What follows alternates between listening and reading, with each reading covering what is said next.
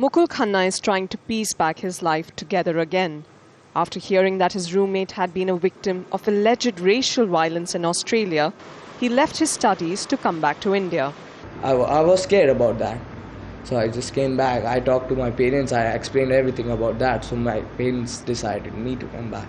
These are images which have reignited debates on racism faced by Indian students in Australia. Frequent attacks on them have led to widespread protests such as these across Australian cities. But many say before pointing fingers at other countries, India's own brand of racism needs to be questioned. This is the land which gave birth to Gandhi and his ideas of tolerance, non-violence and love between all mankind. But even Gandhi would be unable to recognize India today. Racial prejudices still exist here, with many communities suffering discrimination simply based on the color of their skin. Depierre, a researcher at Delhi University, knows racism only too well. From being called derogatory names based on his color to even being denied a visa by the Foreign Office. He tells me that he's faced almost all kinds of prejudice here. When we first came here, my partner and I were searching for apartments, and so we had a property dealer to take us to different places together. When we split up, and he would go to one place and I would go to another, the first place that I found, and I truly loved, and I was so excited, the landlord told the property dealer that he would not rent to blacks, period. Mirror one another.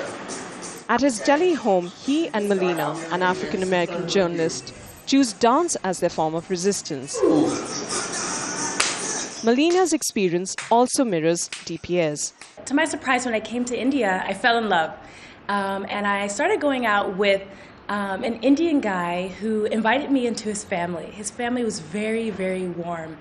But it came a time when he had to confront me about the reality that his grandparents did not accept him being with an African woman. And they just said they can't imagine a black person becoming a part of their family. It is discrimination. It is a dislike and fear of strangers. It is also perhaps a cultivated sense of the blacks being inferior to you, which partly came through colonialism. And as the debates on racism continue in India, Melina and Depierre hope that their attempts at resisting prejudice bring some change here. Prerna, Suri, Al Jazeera, New Delhi.